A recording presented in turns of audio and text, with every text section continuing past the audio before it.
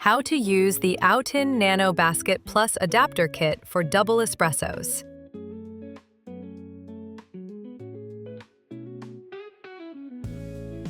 Insert the basket into the portafilter and place the doser.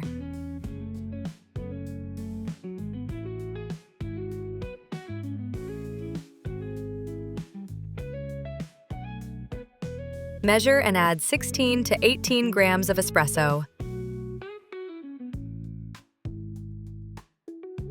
Use the distribution tool to evenly distribute the coffee and break up any clumps.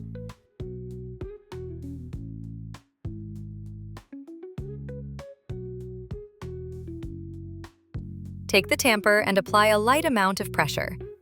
Make sure the tamper touches the doser. Place the shower screen on top of the basket. Screw the accessory tightly onto the Nano, ensuring a snug fit. Add hot or cold water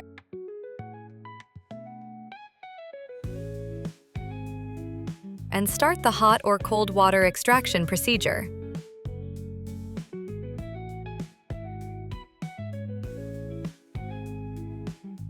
Be sure to remove the shower screen correctly to avoid scalding. Enjoy your double espresso!